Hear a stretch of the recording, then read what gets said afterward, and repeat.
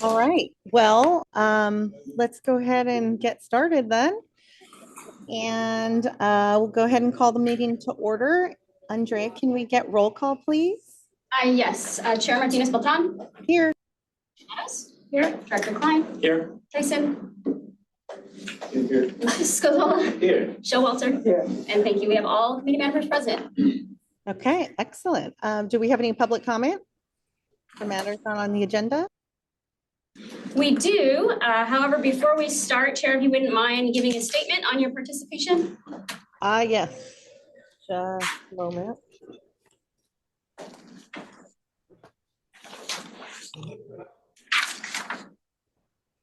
I am participating remotely under the Just Cause provision of the Brown Act due to travel for official business of another local agency. Thank you so much. And we do have public comment online. Bruce Carney, whenever you are ready. Thank you very much. Happy New Year. Welcome to everybody. I just wanted to briefly comment about last night's Carbon Free Mountain View presentation from Josh Newtell, a Stanford PhD candidate. Zoe Elizabeth and Pat Showalter were both in attendance. They may wish to say some words about it, but it was the best presentation on what actions are going to be necessary to get to carbon neutrality that I've ever seen. It was based on research that Josh and about half a dozen other Stanford affiliated individuals created 2 years ago. And I'm going to send it to Andrea with a request that she forward it to all the board members and to any staff members who would be interested. The meeting was recorded on video. It was summarized by AI Companion, and AI Companion did an awesome job. I think it's putting our meeting secretary out of business, Andrea. I hope this doesn't happen. Never. Yes, please, she says. So, yeah, it was fantastic, and I hope you take the time to either watch it or read the summary. Okay, thank you, Bruce. Appreciate those comments.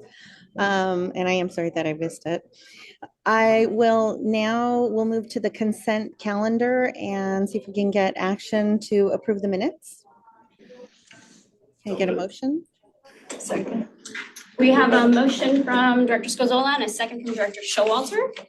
Okay. Well, I guess we need to do roll call, right? We will, but let's ask the public if there are any comments on this item. Okay. Do we have any public comment? No, not on this item. Okay, great. So then if we can, we've got a motion and a second, if we could get roll call vote. Yes. Vice Chair Meadows. Yes. Director Tyson. Yes. Scozola. Aye. Showalter. Yes. Martinez Beltran. Yes. Aye. Thank you. That carries unanimously. Excellent. That moves us to the regular calendar, and we have our CEO update. Monica. So main thing I wanted to talk about today is kind of giving you a recap or a debrief from the special study board workshop that we had in December. Thank you all to you who attended. I thought it was a lot of fun and also informative as well. And for those of you who weren't able to attend, we've been trying to reach out to you directly to get your input as well. So I'm going to hand it over to Justin and Zoe to give you a quick recap and talk a little bit about next steps. And if you had any questions about the process or the next steps or what else is coming, feel free to ask as well. So with that. Great. Yeah, so this was from the special session of the board on December 12th. The workshop had 10 board members and alternates in attendance to further discuss strategies to meet SVCE's mission across rate design, portfolio cleanliness, and local program budgets and focus. These build on the presentations on the financial levers and the decarb roadmap refresh that we covered in the regular December board meeting.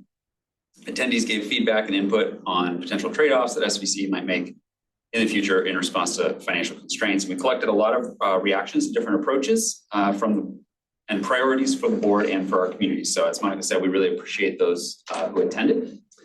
Some key takeaways for the financial levers portion included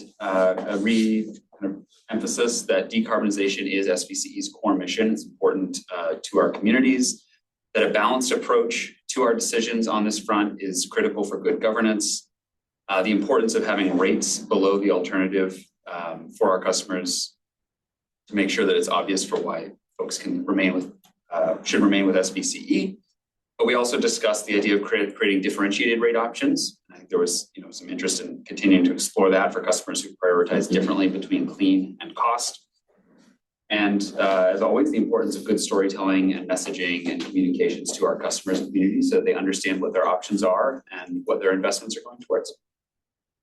There was more than that, but I have to curtail it in the interest of summary, so I'll pass it to Zoe for the other part. Yeah, absolutely. So in addition to the overarching stories, where we also heard the importance of real focusing on the benefits as a local agency and leveraging that authority, we heard about innovation and kind of being an innovative agency, but not on the bleeding edge of innovation. I wanted to kind of capture those for some of the synthesis. And then we also forced everybody into a trade-offs conversation after we, with the caveat that everyone knows that ultimately everything is about balance and things aren't black and white, but we wanted to walk the group through some of the trade-offs that we're always thinking about because a dollar can only be spent in one place, one time.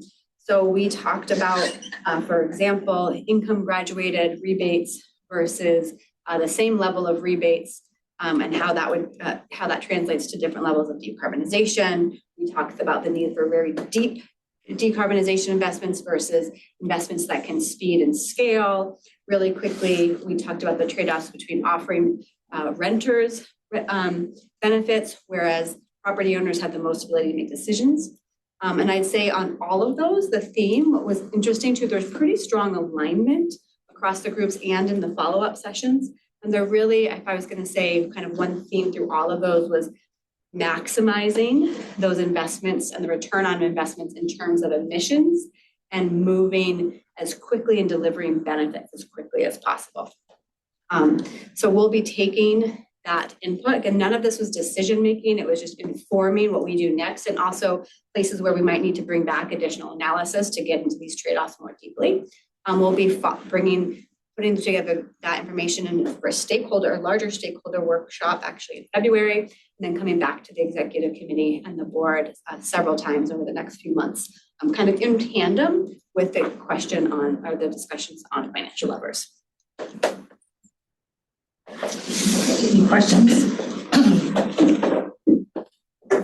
Yeah, what do you mean by larger stakeholder workshop? Who would be the larger stakeholders? Yeah, so for this next workshop that we're planning for February, we will have, we'll be targeting our community leaders group, which is a diverse group of, I would say, environmental and climate groups as mostly. There's also youth groups there, and there's somebody, a multifamily property owner who's part of that, and our member agency working group. We may then do a later follow-up group that's targeted more on property owners and kind of a technical group, but that's the next one that's coming up. And if I can add on the financial levers side, it's good timing because we're doing our regular annual customer survey at the moment, or we're about to send it out. And so based on some of the questions in discussion, we've added some new questions to the annual survey as well this year that'll give us some more insight on customer preferences and priorities that we can bring up to the board for that part. Thank you. I have a quick question, Monica. I just wondered, and we always talk about it, so I'm sure it was mentioned, but what would be our feedback loop on these? You know, I heard Zoe say maximize investment on emissions and moving quickly on benefits.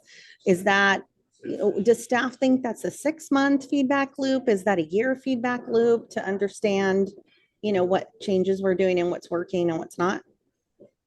Do you want to just give a little bit of an overview of what, when you're bringing the decarb roadmap, that's what's going to be in that? Yeah.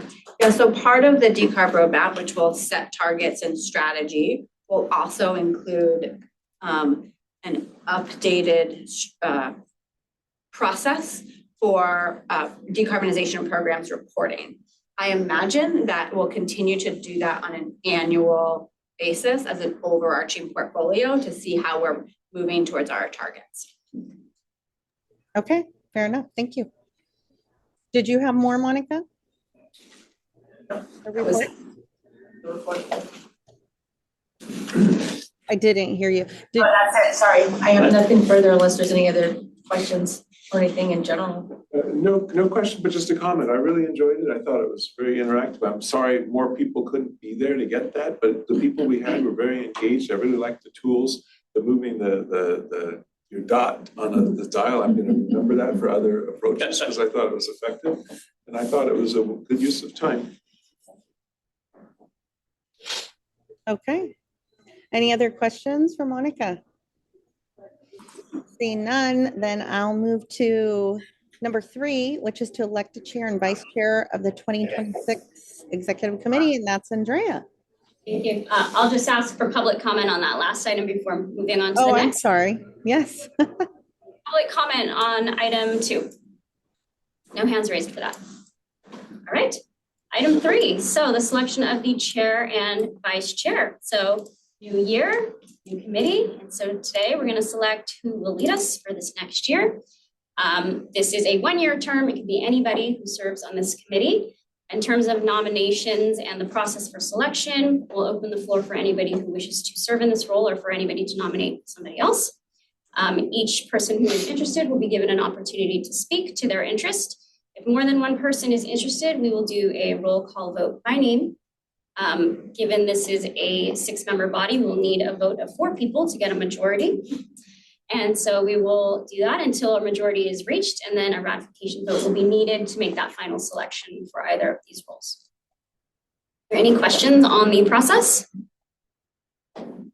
Chair, I'm ready to make a nomination if that's okay. She's muted. We can't hear you, Yvonne. Yes. Member Meadows. Okay, I would like to nominate Pat Showalter as chair of the executive committee in 2026. I would second that. But does she accept the nomination? Oh, yes. Once she heard my Good question. second. Yes, it would be an honor. I've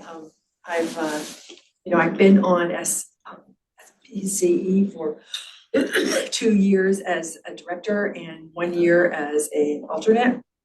And I feel like I've learned a great deal and would like to step up and be more involved. And this would be an excellent way to do that. And so I'm kind of a policy and a governance wonk. I think that those are both characteristics that are valuable for that sort of role.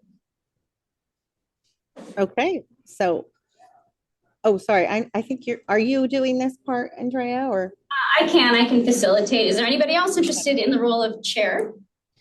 Well, I did raise my hand. I am interested in chair. I would then, ask for vice chair. I did chair it last year, and so I don't want to be a chair hog. And I think it's important that, everybody who's interested gets an opportunity to do that. So I'll go ahead and support our nomination for chair and would ask to nominate myself for vice chair. Great. Okay, so we can either proceed with the roll call vote for chair, or if there is anybody else for vice chair interested.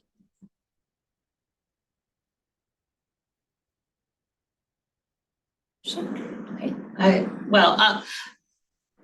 I put my name in as an alternative if anybody wants. I'm also happy not to be a vice chair hog. So, but I thought we would vote for. Yeah, we can take just the vote for the chair. Any public comment on this item? No public comment? Okay, we'll go ahead and do the vote on the chair for Director Showalter. I have the motion from Director Meadows, the second from Director Tyson, and I will proceed with the roll call vote. Director Meadows. Yes. Squazzola. Aye. Martinez Beltran. Aye. Fine. Aye. Tyson. Yes. Showalter. That motion carries unanimous. All right. I think you start running the meeting. Yeah. So we're moving on to the discussion of the vice chair. And I believe what you mentioned was that each person's got an opportunity to make a brief statement.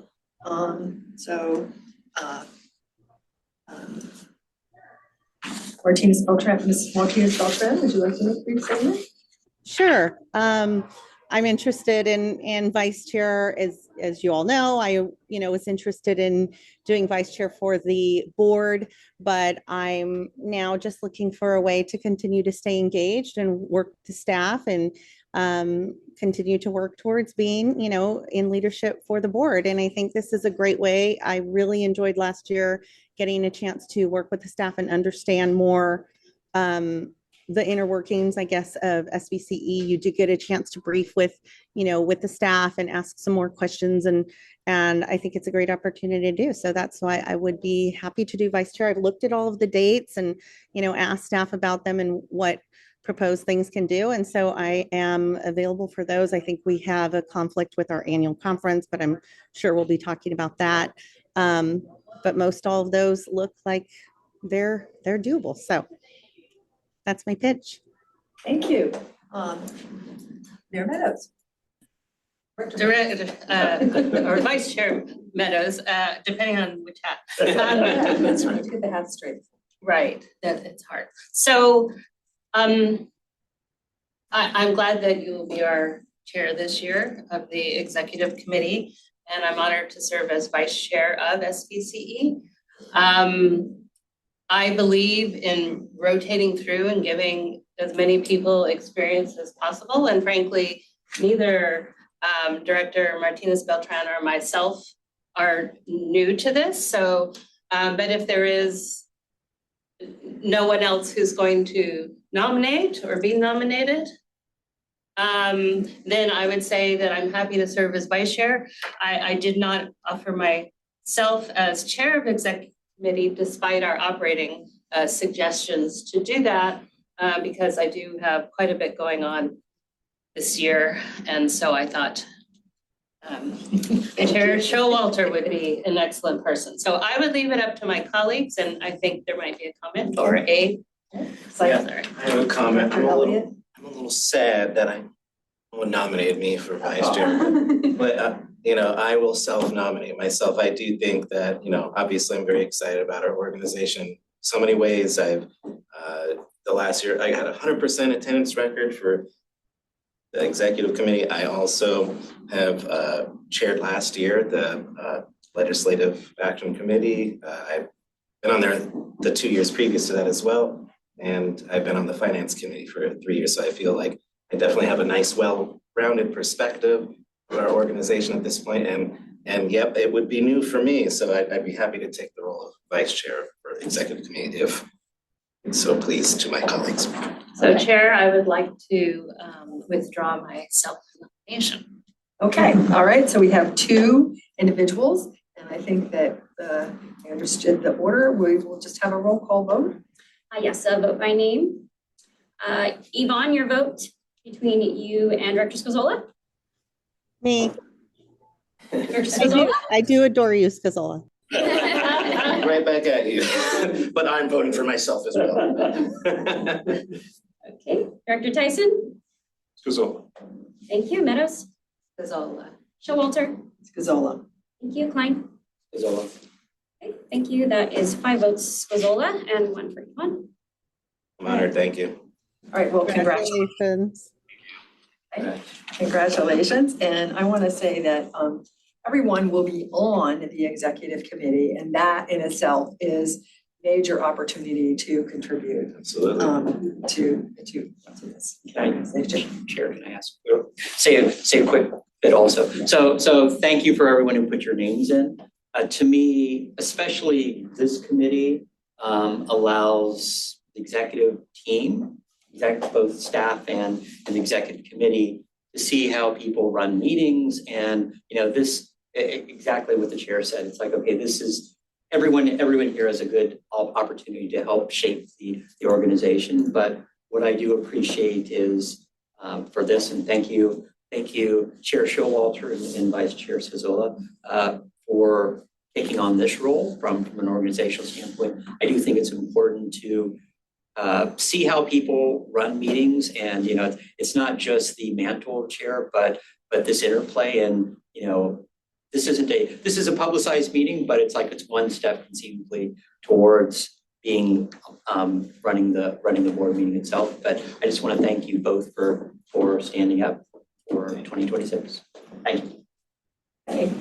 Well, I have to say that my philosophy of running meetings is to strike a balance between the formality that's required in a public meeting and the informality that is appropriate for whatever group is listed. Like if we were a board of 20, we would have to have a very, very formal meeting. Since we are a vote of 6, we will not have to be quite so formal. But at the same time, there are many rules you gotta follow, and I'm sure you'll help me make sure I follow them. Okay, so do we need it? We've had a vote. So I think we move on to If we could just have one last final vote to solidify that selection. one last final vote. And do we need to have any public comment?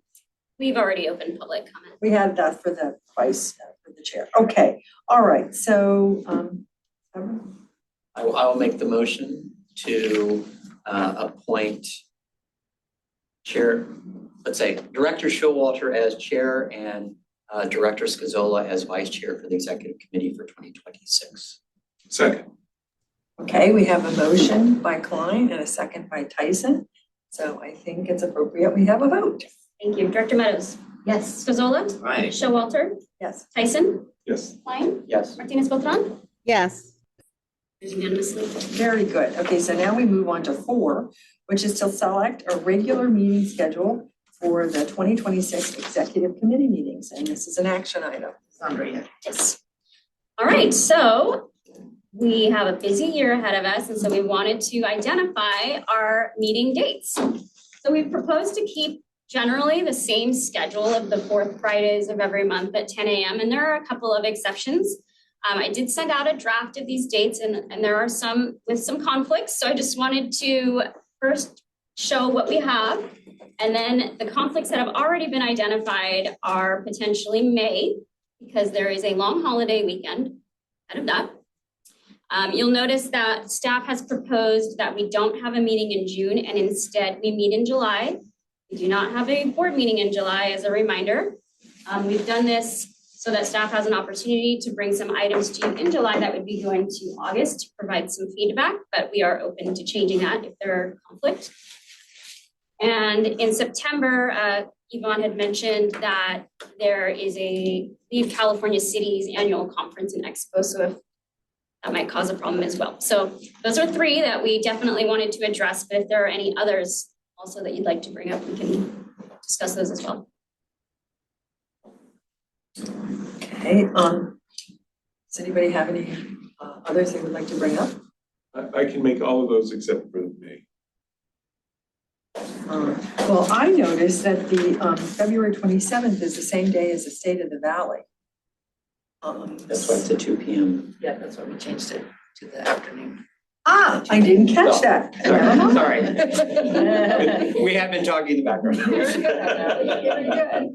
All right, okay, so any directors have any more comments? Well, I would suggest that we take July off because most of us go dark in July. And I think that's what you may have been either open to or suggesting, Andrea. What would be the alternative to the July? What's the date? June what? Let me check. It's like the 25th or something, right? June 26th. June 26th would be the 4th Friday. Yes, June 26th, 10 a.m. That would work better. That would work. That would work. Better for me too. Yeah, I think that does work good, actually. Does June 26th work for you, Yvonne? Doesn't look like I have anything at this point, no. The one that May is on the 27th. So I may have a board meeting. Was that May 22nd? March. March 27th, okay, You said it was the 27th, not the 20th, right? correct. March That's your 27th, Yeah. 10 a.m. Okay, all right, well, Did we get an alternative to May? Not yet. Is there a conflict for others in May? No. No, I'm good. So it's just George. It's just me. Right. That's fine.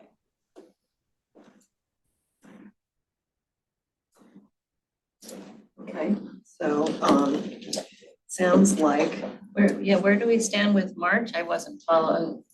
Is there any other conflicts in March so far? I think it's just Director Martinez Beltran. Can you put the date, can you put them back up? March was the 27th, which is fine. March 22nd. Yeah, you don't need to change it. I just don't know if I'll have one. I heard, George say he might not be able, I'm just letting people know.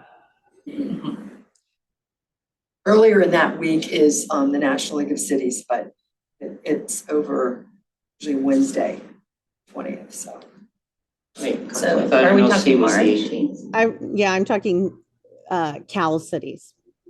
Monday, starts Monday, the 18th. The 18th, the 19th, and then the 20th is the day on. Okay, so that, Was that March that you were talking about? Mhm. Because we're proposing the 27th, right? Right. So- That's on them. Right, that's on. oh, That's what's proposed now.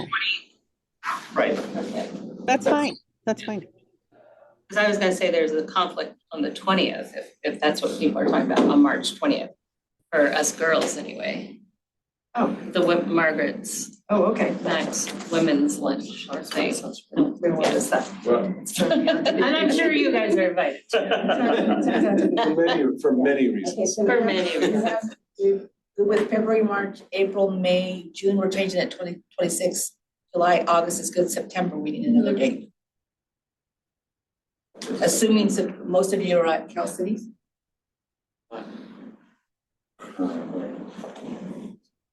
yeah, that week is, for me, 25th of September.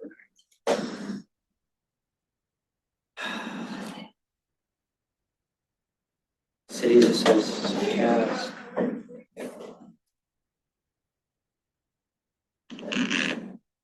I wasn't planning to do that right now, but.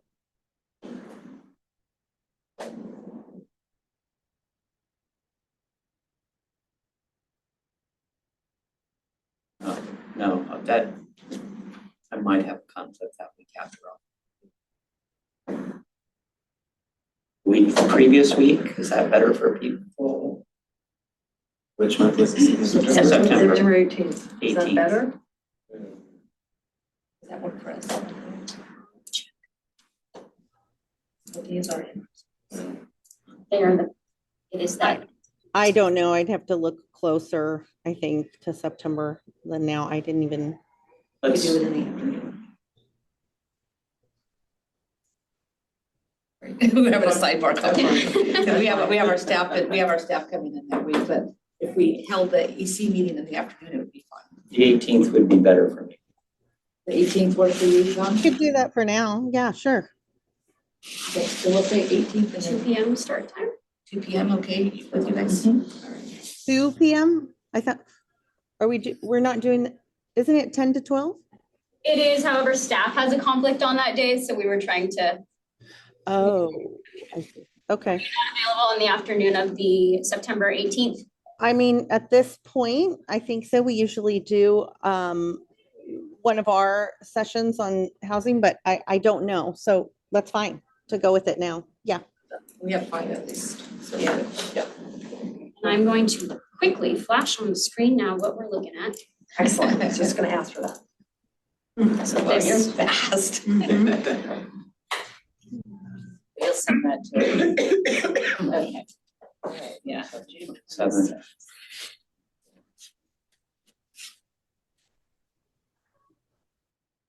Hold on your calendars too, by the way. Okay, so since we've had a pretty robust discussion about this, is there any public comment? No public comment. All right. So bringing it back for a motion. So moved that we accept the edited calendar. Second. Okay.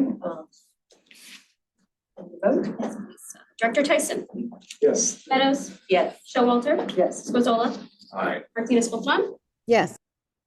Aye. Thank you. That carries unanimously. Excellent. Okay, now we're on to item 6, input on timing to solidify proposals. I think we need 5 first. We need 5. That was 4. I crossed it off. Changes to the hybrid meetings policy. That's a very important part of this meeting, to incorporate SB 707. And I believe that is Michael Callahan. Yes, thank you, and good to be here with everybody. So I'm going to talk today about some changes that came in the law. Just this last session, SB 707 was passed and signed into law and adjust some things in the Brown Act. And I'm sure you're hearing about it a bit in your other capacities, but we've got our part to play as well. Next slide. And so there's a couple big pieces here. There's some remote meeting options that are in there, and we'll talk about those. That's sort of the focus of this session. There's also there's some options to do translation. And since we're a JPA, it doesn't appear that those translation requirements apply to us, but we are still examining them and considering which ones make sense for us to do given sort of our operations. And we have some of these things in place already, like some translation options on the website. And I'm sure if anybody wanted to bring a translator to a meeting, we'd be happy to accommodate them. So I think we'll likely be complying with most of these things, even though they aren't technically required of us on the translation side, but they aren't really the focus of what we're proposing to change in the policy. Next slide. So in terms of recommended inclusions in the policy, there's a few different options. There's the hybrid meeting option, which exists today, and we will keep that. There's also an option for accommodations for folks that have a disability under the ADA. We'll have that included in the policy just for clarity. And then there's this remote participation for just cause, which has taken sort of the AB 2449 options and sort of consolidated them and kept them going, where you can still, as Martina Beltran's is doing this meeting twice a year, you can attend remotely without calling in from a publicly noticed location. There's a new similar option for multi-jurisdictional bodies, which allows remote meetings. And the way that I conceptualize this, it's sort of like the traveling or vacation style remote participation. And if someone is, out of the service area, away from the publicly noticed locations twice a year, they can utilize this and call in again from a not publicly noticed location. And so, if we had done this in a recent meeting where we ultimately had to cancel the meeting because the remote location wasn't able to join, if we had that as one of this type of remote location, we would have been able to continue the meeting. And so it seems useful for us to include this in the policy and sort of nudge directors that are traveling, not on official business, but to utilize this kind of option to the extent that they are traveling. And then there's one other option that we are not recommending to include. That's some remote meeting options for subsidiary bodies. And that just feels a little impractical. It requires electeds to be in person unless other things apply. And it requires an extra board meeting to make decisions based on if you leverage those rules. So it doesn't seem like a good fit for us. And so we aren't recommending to include those. And next slide. And so that's it. That's the recommendation. We're recommending to include the hybrid meetings, the accommodations for disabilities, the remote participation for just cause, and the multi-jurisdictional remote meetings in the hybrid meeting policy. And if we get that direction today, we'll put together, those revisions to the policy and bring it to the next board meeting when we're able to. Any questions or comments? Okay, does anyone have any questions? I do, Chair. Okay, Director Meadows. Okay, thank you. So one question, says in the staff report that AB 2449 sunsetted on January 1st this year. I wasn't aware of that. Wasn't either. Okay, yeah, that's the case, I assume, since you've included it there? It was consolidated and revised. And so those pieces in the Brown Act that were previously created by 2449, those were changed by SB 707, moved around a little bit. The substance of them effectively remains. It's just no longer in the same form as it was for 2449. Okay, and consolidated included. And then my understanding is that the provisions that we're talking about and considering are supposed to take effect by July 1st. Is that correct? we're required to adopt a resolution by July 1st in order to implement these things.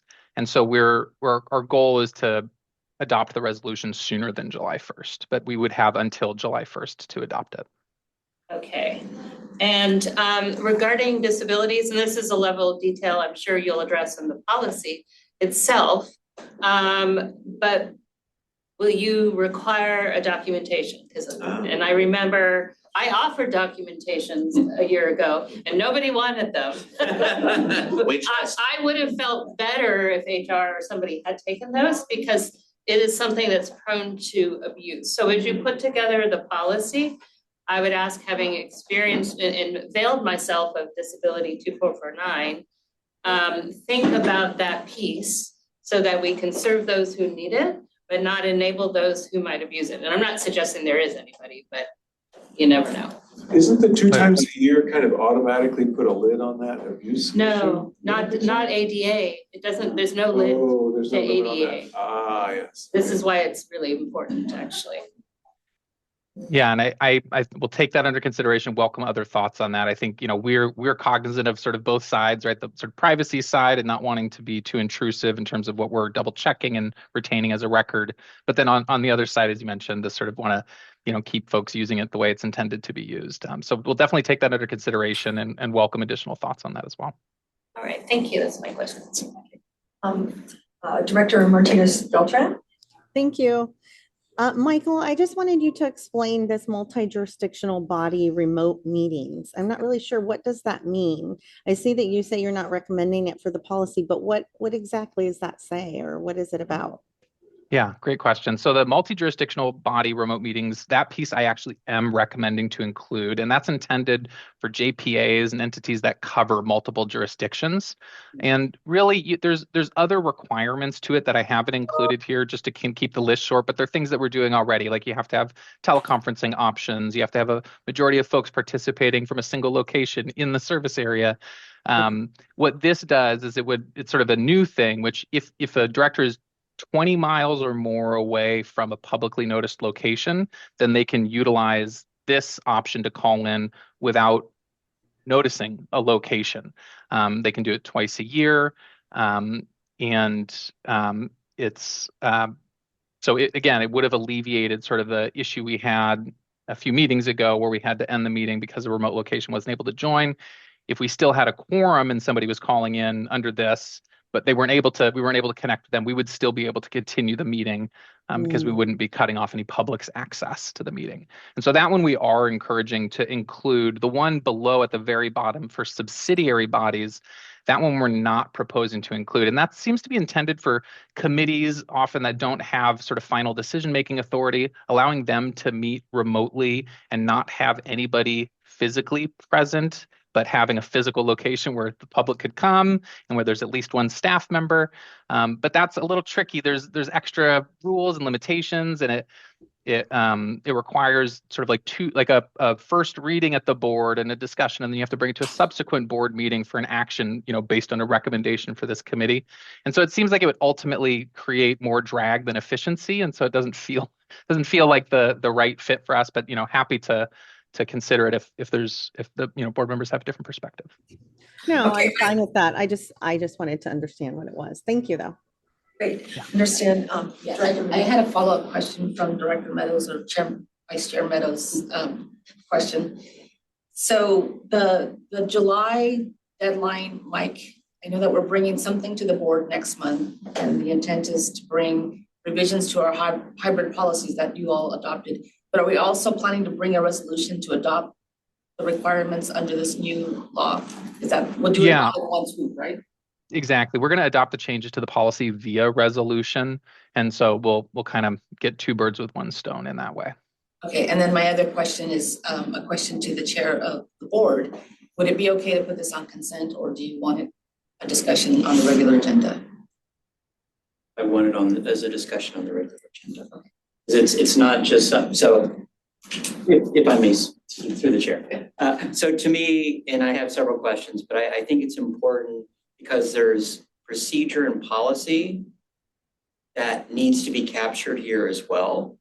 And I'll just move on to questions and other things. what goes on the agenda if a director wants remote participation for just cause or the second or the multi-jurisdictional body remote, and what the expectations are as opposed to the old Brown Act. And when capturing this, I would, for an agenda item to the full board, capturing the old way still works, but also what you inflict on this organization if communication stops, and nothing wrong with the old communication way. But as far as remote participation for just cause, that isn't a public meeting. That isn't a public remote location, correct? Or is it? For just cause, it is not a publicly noticed location. Just double checking, because conceivably, for a lot of official travel, many of us have staff reserve a conference room at a hotel to actually conduct a Brown acted remote meeting of somebody. So I just wanted to, I think it's important to clarify, and this is why I want this brought to the board. From that standpoint, leading to my next question. Maybe some examples is what we could provide, like. Correct, This is what you would- because there's also the expectation that you'll be there at the meeting, at the beginning of the meeting for this, an example of what the directors should be stating for the record. So the canned wording, prepare that for us. And I know that I have full faith in our clerk to send that to us, but that expectation just to smooth the process down, I think is important. So it's like, here's the different options if you're traveling and are going to miss the meeting. Here's, and here's what issues you're taking. How will this be tracked from a clerk standpoint to make sure that someone isn't, and maybe also from a reporting standpoint of how often this is being utilized for the education of the board, but also making sure that they don't fall into like, oh, I requested 3 multi-jurisdictional body remote meeting requests in the year. And I just want to make sure that that's all. Just wondering about that standpoint. Yeah, we do track attendance, and in the past, using AB 2449, we would note that as well. So we have record of how many times somebody has used it. Okay, but I think I understand what you're saying. I think we need maybe when somebody requests it and we make it, we publicize it on our agenda, whatever, we also note this is the second time this person is using it. yes, Or this is the first time when this person, so that everybody is aware, including the person who's asking it, in case they lose track. and maybe that's a note, and maybe conceivably that's a notice after a roll call. It's so that We'll adopt that as part of the policy. then it becomes part of the notes or part of the meeting minutes, and it's also educational for the rest of the board. But it's that sort of, to me, I think it's important, especially now that we have multiple options to take meetings remote. And can I just a follow-up question on that? Sure. I'm assuming this is a calendar year restriction, Mike, is that right? It's not a fiscal year, it's a calendar year thing, right? Yeah, I think it just per year. I'm not sure. I'll double check. I don't think it specifies. that was all my questions, Sharon. Okay, Vice Chair Scolza, did you have a? Yeah, I really did want clarification, not for any particular reason, but when a board member is traveling, it's, personal or their own business, would that still fall under the remote participation for just cause? Or That would not, if it's personal travel, that would not fall under the just cause, but it would fall under the multi-jurisdictional remote meeting option. So that's sort of the new addition for that feature. Okay, and it's a that's- separate twice a year limit. And so you can do 2 under the just cause and 2 separately under this multi-jurisdictional body remote meeting. Got it. Thank Mike, you. but just to further clarify though, you could still participate more than 2 times, you just have to notice it, right? We just have to do the public notification within the 72 hours. For both just cause and remote meet and the multi-jurisdictional body, those are each limited to twice per year period. Right. We could do, say again? Director Scazola chose not to exercise either one of those options, but instead say he was in Southern California and he posted the meeting, then it's just Yes, regular. Hybrid meeting. Yeah, regular. yes. Okay, great. There's no limit, no limit on the number of those per year. That's correct. Appreciate that. That made it really clear for me. Thank you. I do have one more question, and that is remote participation for just cause. That is the one that or it's the similar one that we've used kind of for an emergency. You know, like you don't Yes, know within the, and that still works. You don't have to know 72 hours. I mean, say you get ill, but you're well enough, or you have something that's contagious like COVID. You can't come in, but you're well enough to do the meeting. That's still, you don't need 72 hours before, right? You can just do that on the fly. not for the just cause, you are correct, but you do need to provide advance notice for the multi-jurisdictional remote sort of vacation style participation because it has to be included on the agenda. Okay, all right. Yes, that's why I didn't catch that earlier. Sorry, Chair. Is that right, Mike? If someone is using the multi-jurisdictional body remote, then it's not going to be noticed, right? The meeting will not- location, will not be noticed. not the location, but that they are using it will be noticed on the agenda. Okay, yes, that I understand. So in terms of the multi-jurisdictional, I understand that applies here and that would not apply. So now I'm thinking ahead to my city and my other organizations to say a city would not have that option of that multi-jurisdictional body. Is that correct? Because that's sure a tasty option. That is my understanding. I would encourage you to consult with the city attorney on that, but that is my understanding. Certainly would do that. And then also, I'm unclear, did AB 2449 end? Because it's right now, if so, then we're in limbo until we adopt SB 307. Is that what I heard? 707. That I confirm that we do not need to adopt the sort of 2449 like just cause requirements. Those are just part of the Brown Act and we can leverage them today. The thing we really need to adopt is if we were going to start doing hybrid meetings, we need to adopt the teleconferencing rules, but we already have that in policy. We would need to adopt the multi-jurisdictional body rules. And so that's sort of like the incremental thing. And then I want to add some clarification stuff like on the disability accommodations, and yeah. So I'll be clarifying things, but the only thing we technically need to adopt by resolution before we can do it is the multi-jurisdictional body option. All right. So I'm getting a sense of this here. My final question is official travel on whose official basis. So any entity. So I'll give you an example. I'm going to go on a trip with Rotary to visit a project we funded in Vietnam, and it doesn't affect this meeting here. And so is that not? It's not nothing to do with Silicon Valley Clean Energy, but it's in the context of my being a public official and having some presence in this other country. What would you call that? Yeah, my understanding is that it needs to be travel on behalf of another local or state agency that you're a member of. So on behalf of that agency. So if it is a local or state agency, then absolutely that would be allowed. And if there's, if you want to drill into sort of the specific examples or hypotheticals, happy to do that as well. Okay, I don't want to waylay us, but I was hoping for a better answer, but I like to test the margins here. I have, Chair, I don't know. I have another, yeah. Looks like we have two more questions Yeah. at least. Yes. Yvonne, I think you were first. Thanks, Chair. So my understanding, Michael, is if it's on your city business, so if it's a committee that you're assigned to by your city, then that would qualify, George. Is that correct, Michael? Would you also say that that's? It's a good question. I haven't examined that issue, but happy to look at that and speak to it when we bring the policy forward for the board, or circle back and offline, either way.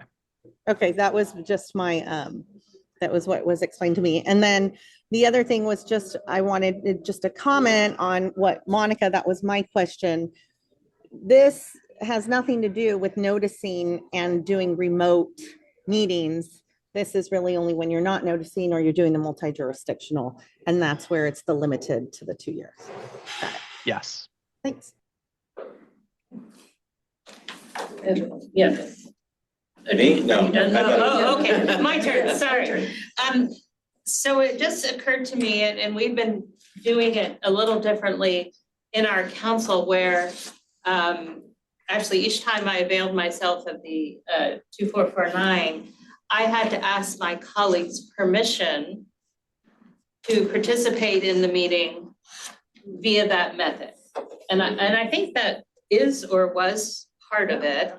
And I'm going to suggest that that might be something worth considering, because there could be someone on the board or whatever. I mean, we've heard of it happening in certain jurisdictions where someone is traveling and then they shut off the connection. I'm not talking about. No, I know. No, yeah. And so if someone asks, let's say from an airport, hypothetically speaking, to participate in one of our meetings, I would think that if this is in the law, that the board should have the ability to say yay or nay to that report, that remote participation. So it's just something to consider, and my colleagues may know what I'm referring to. Dr. Klein? Sure, so, and it's, I think, conceivably, Michael, have some comment about conceivably what the chair could do. You know, from a city standpoint, you know, pretty much as long as a council member says that they're going to be missing a meeting for whatever reason, it's an excused absence.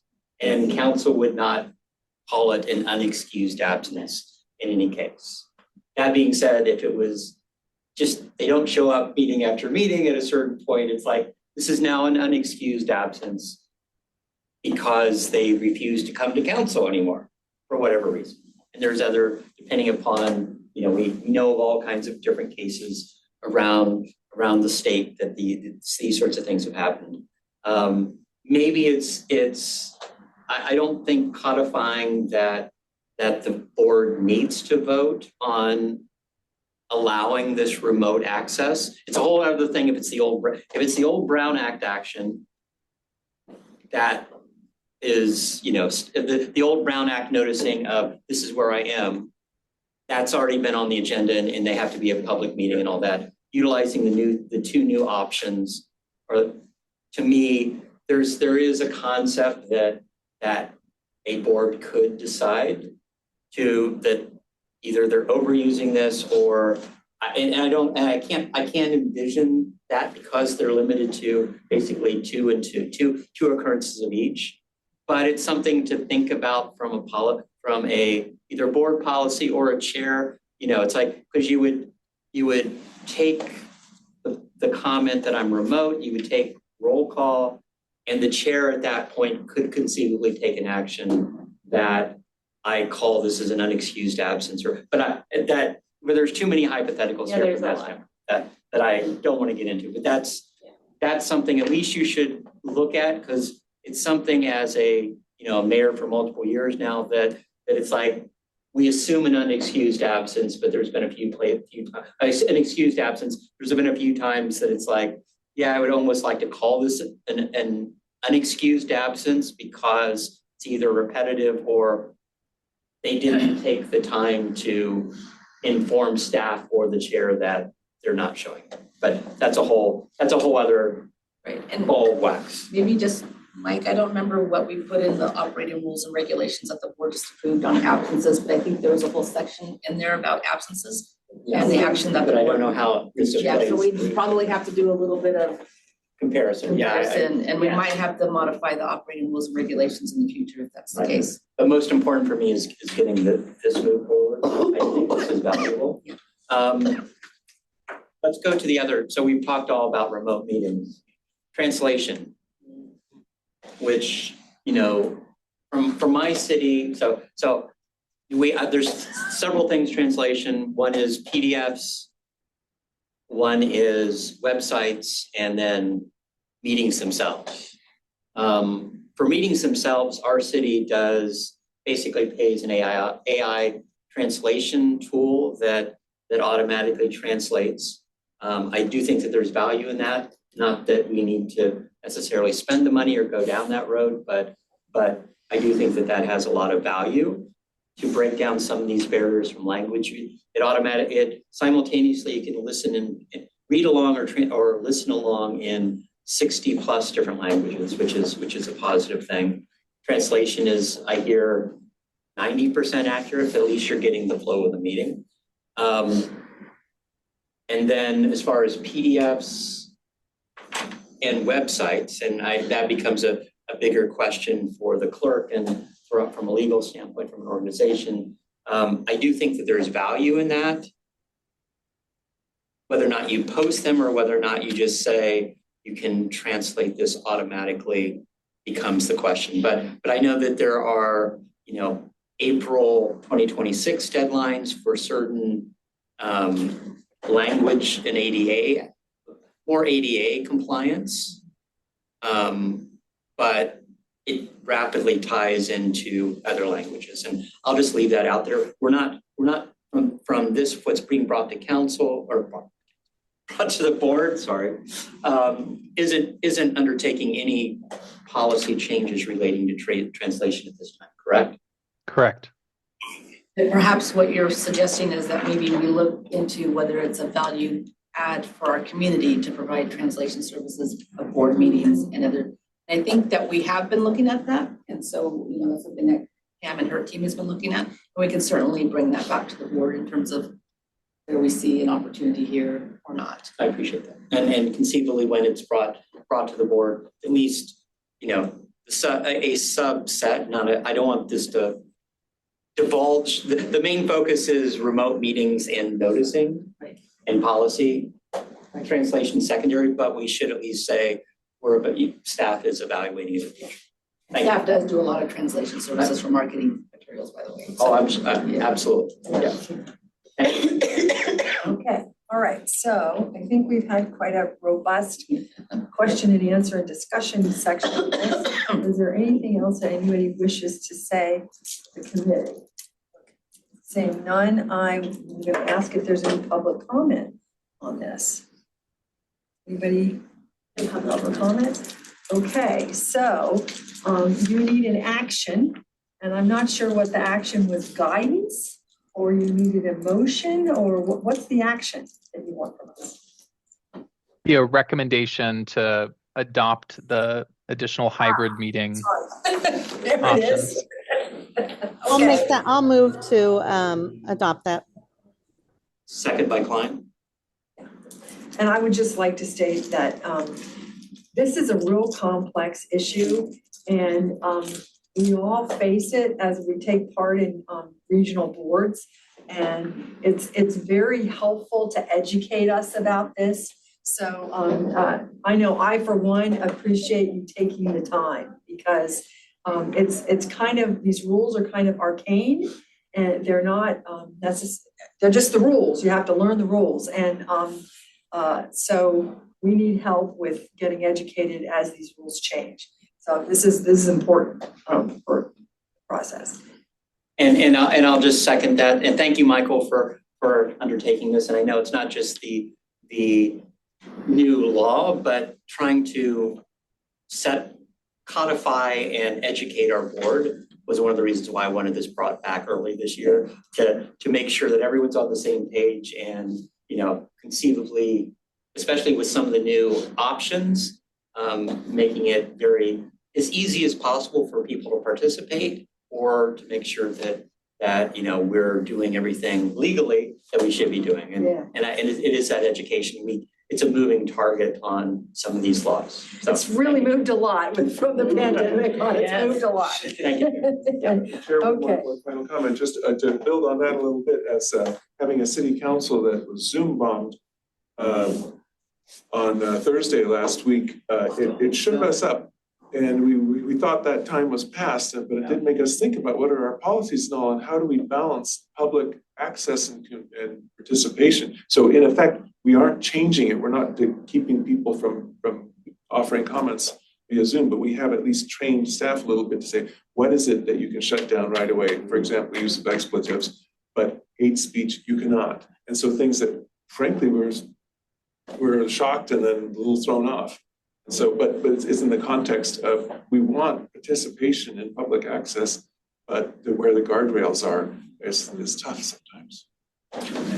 Okay, all right, so we have a motion and a second, and I think that's time for a vote. All right, Director Meadows, Yes. Showalter, Yes. Scozola, Yes. Klein, Yes. Tyson, Yes. Martinez Beltran, Yes. it's unanimous. All right, so now we move on to item 6, which is input on timing to solidify proposals of the community space at Silicon Valley Energy Headquarters. Can I start before the rest of the staff presents? I just want to let you know that it's been a year since we bought this building. That's great. Yesterday, we had our kickoff meeting with the contractors. The board approved the contract last week, or they gave me the authority to execute a contract. We're hoping to start construction real soon. Excited. Contractors seem to think that maybe we can be in by the summer, and so that's really, really exciting. But I just want to make sure that before we start presentations, to just give a real strong kind of kudos and acknowledgement to Zoe and Jessica Conejo, who knew nothing about this. Remember when I told you guys this is not my wheelhouse? Well, it wasn't. I could not have done this had it not been for Jessica and Zoe, who really took on this effort and got us to where we are today. And so even though it feels like it's been a long time and we haven't made any progress, at least that's what I say, there's been a lot of progress, and I'm pretty excited about sharing with you the next phase and what we're going to do there as well. So with that, I'll hand it over to Steph. Thank you. All right, I'm just gonna do some intro comments, and Jess is gonna walk through the detail of the presentation. So here, the high level recommendation. One is a year ago when we did the in-person session, which was much less than a year ago, where we gathered everybody's input on what to do with the community space. That was before we had started the financial levers conversation. It was before we had started the decarbonization roadmap conversation. It was before we knew exactly how much the building was going to cost. And so we wanted to, after that meeting, we said that we would come back about now with ideas for the community space. However, you'll see our key recommendation here is really that we take time to evaluate the staffing resources and the financial resources and bring back a really fully vetted proposal after we have completed those two other basically strategic initiatives, so that they are aligned with what our long-term goals are. That's kind of the overall synopsis of our recommendation and why we're bringing it here today. But we wanted to really, because we said we were going to come back now, make sure we had a conversation and got your direction, how you'd like us to proceed. All right, I'm going to hand it over to you, Jessica. Great. Hi, everyone. Good afternoon, board. As Monica mentioned, I'm Jess Cornejo, and I'm the Decarb and Community Strategies lead at SVCE, a part of the buildings team. So I'll be taking on the rest of the presentation, and then Zoe and I will tag team kind of the discussion after. But we did want to kind of just do some level setting and let you know what staff has been working on. So just as a quick recap, we have split the building into 2 phases. Phase 1 prioritizes the office space and the board chamber, while phase 2 will cover the community space. For phase 1, we have submitted our second round of permit responses to the city. And as Monica mentioned, we held our kickoff meeting with Beals Martin and Associates, the general contracting firm that the board approved in last month's board meeting. Next slide. So just a high level snapshot of the budget with the building purchase, vendor support, construction, and other miscellaneous items. We are looking at an estimated total spend of about 21 million. Now, the board originally approved 20 million for the building in 2024, and in December 2025 approved an additional 5.5 million to the budget. So with our total estimated spends, we have about 5 million scoped out remaining in the bucket. I will say one good note is that the construction costs actually came in almost 1 million lower than anticipated. So that provides us a little bit more wiggle room on what we could do with the community space. Next slide. There too, that when we went in December with that additional ask for 5.5 million, it was explicitly because we didn't know where those construction costs would come in. So I think that also relates to the timing of any future or additional improvements. Hi, Jess. Okay. All right, so at the start of the year, staff has hit the ground running with the construction contract, having the kickoff meeting, and now we are looking towards starting construction. A key date that we wanted to highlight is that we'll need to move out from our current office and into the new building in July while moving in the board in August. So we anticipate phase 1 being fully operational by the end of this year. Next slide. So we are presenting 2 options to you all today. Option 1 would be to bring recommendations on the community space in financial year 26-27, which would mean we would come back to you all in June 2026 of this year. Option 2 would be to come back in financial year 27-28, which would give us more time, and we would return to you all in June 2027. Staff does recommend option 2, as this would allow us to assess the building post move-in, how's it going, how staff is acclimating, and also conduct a budget analysis and gain further feedback from the community. Overall, just allow us to do further due diligence so that we create a really intentional community space. Next slide. Okay, so in May 2025, staff held a board feedback session, which many of you participated in. The purpose of that workshop was to solicit super early feedback on the building of what you all were envisioning. And so the options on the left were some ideas that came up, such as a reservable room for community groups to rent out, an all-electric demonstration kitchen, and a contractor training space. And so we've been doing some early scoping out of what this would take, and the right side of the table lists further considerations that we'll need to dive into to further assess the potential pathways. Next slide. All right, so based on the discussion today, staff can develop a timeline, estimated costs, and assess other actions that could help develop a proposal for the community space, depending on where we land in terms of timing and coming back to you all. And so with that, I think Zoe and I can lead the discussion and answer any questions. Oh, and then again, recommendation to come back in financial year 27-28. Great. All right, so we have questions from committee members?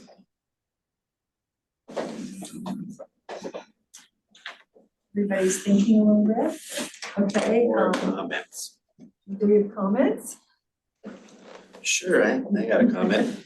I just want to kick off saying I do agree that more time feels good to me. I agree with staff's recommendations, especially, budget analysis and more feedback from the community. That's super key. So wholly agree with the staff recommendations.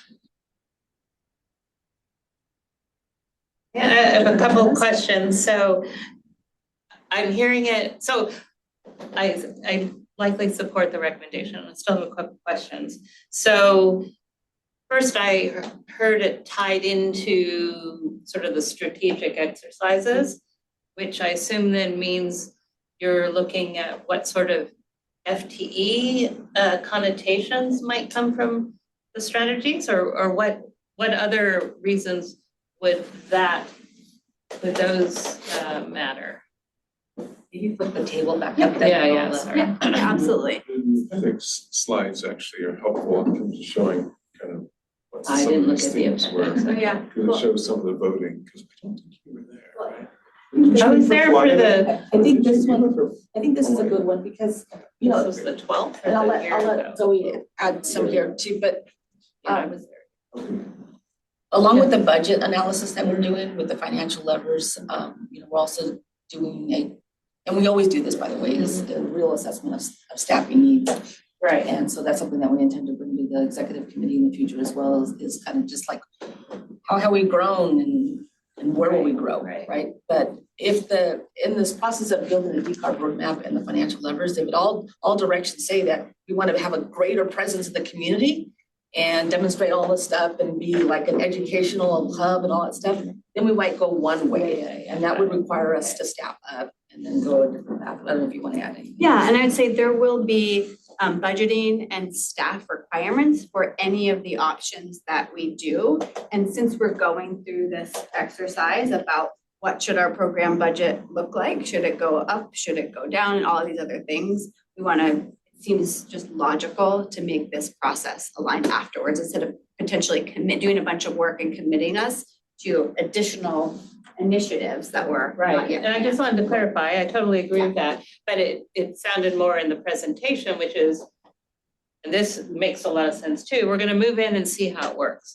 And then we'll give you real world feedback. I think both are valid. I just heard two different things and I just wanted to hear your explicit explanation. Both are relevant, correct? Yeah. And there is another alternative too, like we just have the space be there, a passive space. Like we don't have it be something other than just space. And that doesn't require staffing or anything to just have the space be there.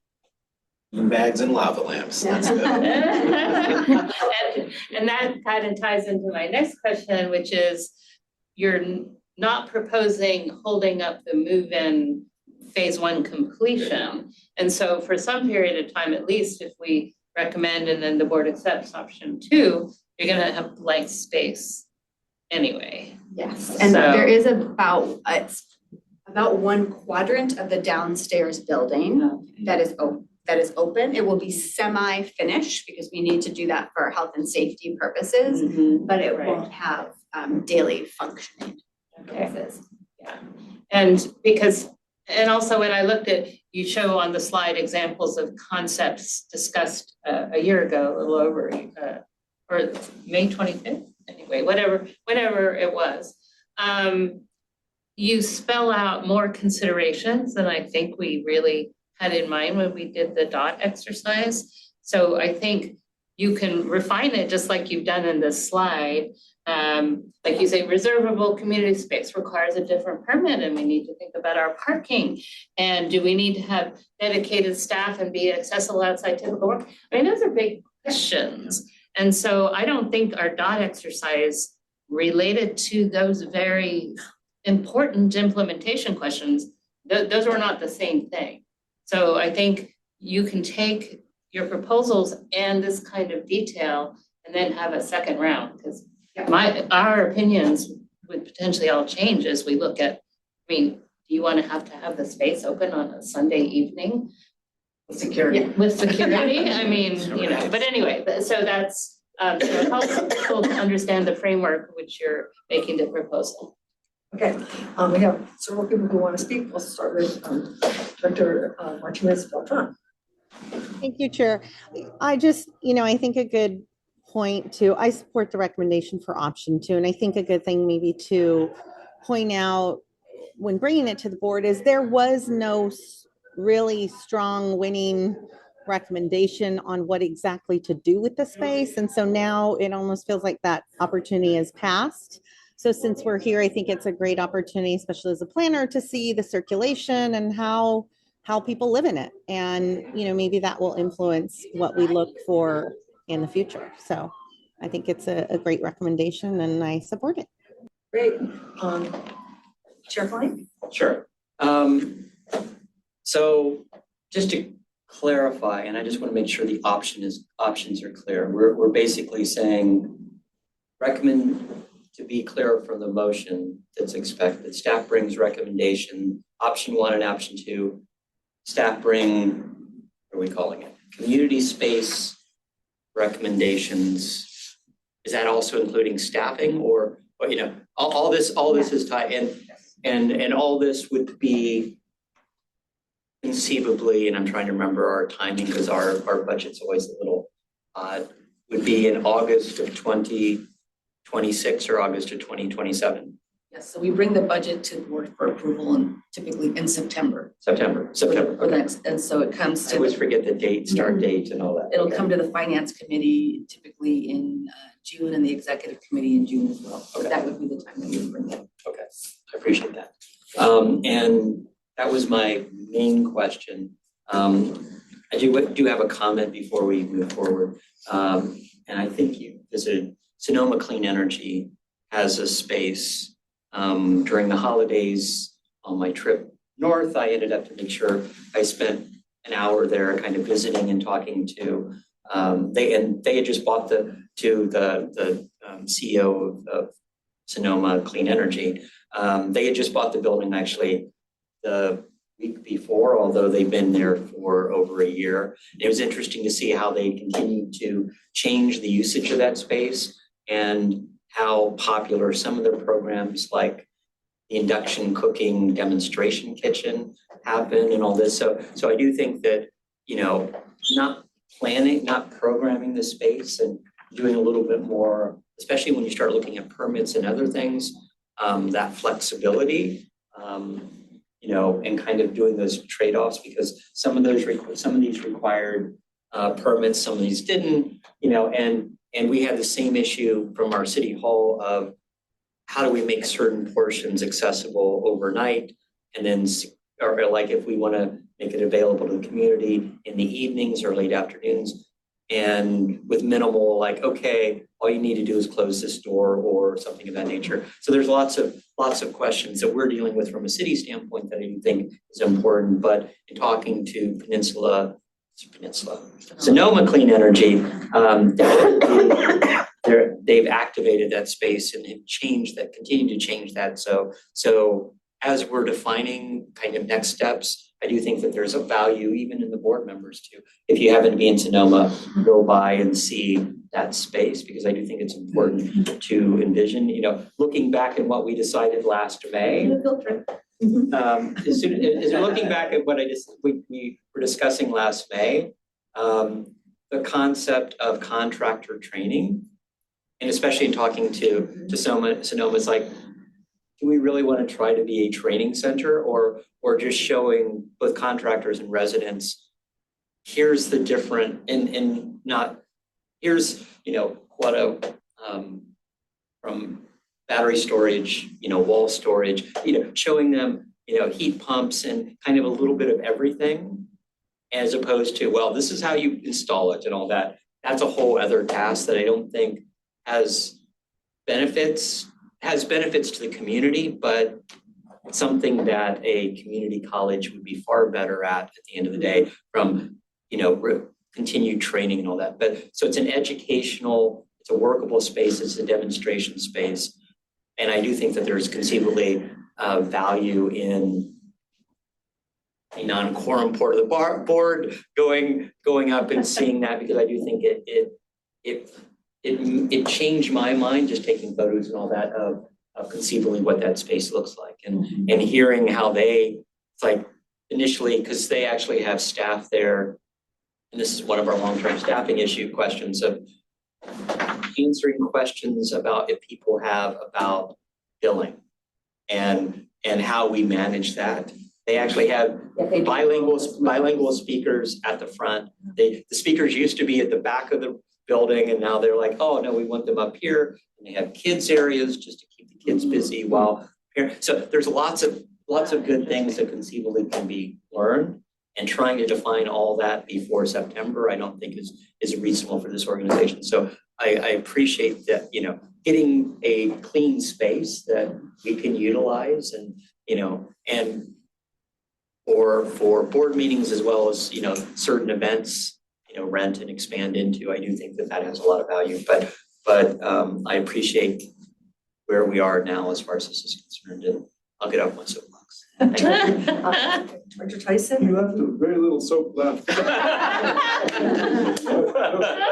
Those were really, really good points have come up, and I'm just going to say yes. I think what the staff is saying is, this thing is a lot more complicated, and so you give us permission to do the stuff we know what to do and get ourselves situated while we figure out the rest. That's a short way of saying kind of what you said, but I think it's great to go see these things. There's so many failed efforts, so many good, well-intentioned things that don't necessarily give us bang for the buck. And it's funny, I had my town's environmental initiatives committee, it's volunteers, and I'm the council representative last night. And they're doing the same thing we are. They're sitting there saying, how do we get people to change? How do we motivate? What works? And so just last night at this meeting, they said, did you know that the TVA has this new program and they bought 10,000 heat pump water heaters? I said, no, I don't know anything about that. that Palo Alto has got this new emphasis on outreach, and I don't know how that's going. I know they're being much better at water. I'm meeting with them today. Find out more about that. And then one of our members was part of the most recent Actera Green Home Tour, and he spoke with great gusto, which frankly every home tour leader has, as far as I've seen, about what it's like to have people come in and see his stuff and say, what contractor did you use and how did you pipe this? And I think rather than a fixed place, those green home tours, and they're coming all the time, seem like great places. Bruce Carney opened up his home, that same sequence I went to it. So anyway, I think there's a lot of ideas. And so let's not commit before we get a better sense of what may work. And long term, have the flexibility that, and let's try to do the flexibility the easy way without committing too much in fixed infrastructure as we do. Thank you. After those two glorious soapbox speeches, I have the last little sliver here in my hand. I just wanted to add, or actually do have a quick question. I'm curious because you brought up a really great point.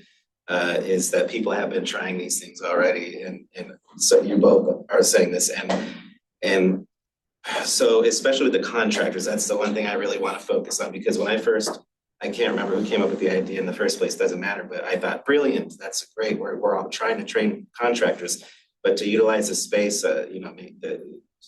we don't want to have a failure there, and I then it just keep me into the idea of, well, have we done any, I know we have programs, a lot of programs for outreach, and we have the training programs for contractors specifically, but do we have maybe you brought up community colleges and how they're obviously the best qualified for training, especially for these kinds of things. Do we have any outreach there? Do we have any materials or any communication with, just local community colleges that are trying to train, this next generation's workforce? And if we can get in really, I say this time and time again with our high school programs, we're always trying to educate, but do we have anything like that? Yeah, so we brought something to the executive committee a couple of months ago, Pam did, on our efforts working with the community college, our failed efforts working with the community college. We had an initiative with the one in Saratoga and a couple of the community. Oh, West Valley. Yeah, so we'll resurface that and send it to you, the presentation. Yeah, please. What we've done and what we've tried to do and what we plan to do going forward. It's a bummer hearing it was a failure, but maybe try again. I don't know, third time's a charm. I say don't give up at least. No, we haven't, and we do a lot of other stuff with educational groups too, and I think there's also a place for that space to be used for educational purposes. I think that's something that resonates with us as staff and also in some communities. But we are in Sunnyvale, and our service territory goes all the way to Gilroy. Right. I don't think it would be. I don't think they'll be coming to Sunnyvale just to see us. Sure. So we also have to recognize that too. But I also wanted to add to Director Chair Tyson's point, but the other thing that we've learned and is that our dream home is quite popular, and another good way to get out in the community and go out there to them. We can go to Gilroy, we can go anywhere with that thing. So you can park it in the empty community space. I asked. I was like, but after I learned the city's permitting process, Park it across the street at City Line. Move it every 72 hours. Only I had some connection. All right, I just want to add that I found over the years that thinking takes time. We all, seriously, I mean, we all are so busy with sort of day-to-day activities that just things that are a little deeper in your brain, they take time. And so I think the idea of living in the building for 6 months before you decide what you want to use with the space for is really good. It kind of, okay, so it's really good. So that brings us to the end of the meeting. And we have, right? We need a motion. Oh, we need a motion. Okay. Whoops, and we probably need public comment. We need public comment. Is there anybody available for public comment? No. Okay, so we need a motion to accept, what's the motion? I move staff brings recommendations for the community. I can make sure I'm correct. The wording, absolutely correct. Thank you. Community space to our for fiscal year 2027, 2028. All right, Second. okay, so we have a motion and a second. Vote please. Klein, Yes. Martinez Beltran, Yes. Joe Walter, Yes. Tyson, Yes. Meadows. Yes. Swizzle. Hi. Thank you, carried unanimous. All right, very good. Okay, now we move on to committee and staff remarks. And I have two announcements that I want to share. A little bragging or sharing. One is that the restoration of Pond A2W, which is our largest salt pond that's adjacent to Shoreline Park in the bay off of Mountain View. That restoration has met a pivotal point. We have breached 4 locations two into Stevens Creek and 2 into Permanente Creek, which are on either side. And that means that now the tides are bringing sort of sediment-laden water into the pond on every tidal cycle. And they are pushing out crystal clear water on every tidal cycle after the sediment-laden water has gone into that quiet space and the sediment trickles down and separates out. That is how the bottom is built up. And when we get to what is called marsh plain elevation, which we think may take quite a while because it's pretty subsided, it might take 10 years. But when it does that in a flash, plants develop and you have a marsh, and that's when you have that incredible protective force of a wetland, which is really Mother Nature's sponge, which is, yeah, I got quoted on that. It took me a long time to figure out that sponge thing, but the sponge is it absorbs a lot of water and it absorbs a lot of wave energy. So that's how it's protective. And then just the icing on the cake that I think all of us are going to have, or so many of us are going to have a lot of fun with, is that the Stevens Creek Trail is growing 1.2 miles out into the bay. And we will have a grand opening on that because the trail is being extended out into the levee that's on the Stevens Creek side. There are bridges over the breaches that have been, they're built culverts. And so it's essentially bridged over that breach. So it will be really fun to ride our bikes out there and go look at birds and all that sort of stuff. And there'll be a grand opening on February 20th. And so that's one thing I wanted to say. And then I serve on the Bay Conservation and Development Commission, and we have permitting power for anything in the bay and within the 100-foot band of the bay. And last week, the Corps of Engineers came to us for their re-up of their dredging permit policy. And this time, unlike all the other times, the emphasis now is on beneficial reuse and in-bay disposal of dredged materials. For the last 50 years or so, the vast majority of dredged materials have been deposited out at the fair lawns.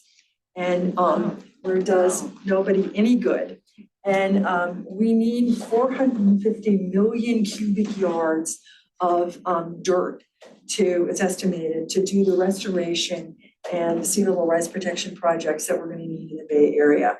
So we don't want to be sending any of that potential construction material unnecessarily out as a waste product.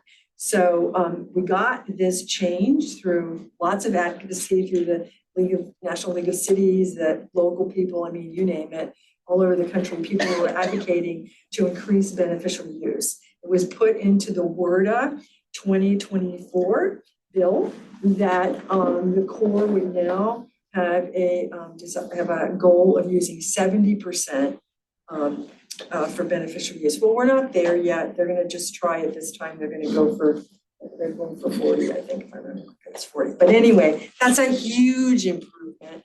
And it's not always we hear that our advocacy actually made a difference, on the environmental side. So I want to share that share with Benna that, advocacy worked. So I just want to share that. And engineering is a magnificent kind of thing. Yeah. Geeky things can be cool. Yeah. Amen. I have a brief update. I don't know if Bruce is still online or not now. He has invited me to attend the Silicon Valley Youth Climate Action Mountain View Los Altos pickup breakfast on Sunday morning. And all but one of the young people in that committee are from Los Altos, it turns out. I'm not sure why that is, but so I am going to go and either inspire them or they will inspire me, or a little bit of both. So I will report back on that next time. Anybody else?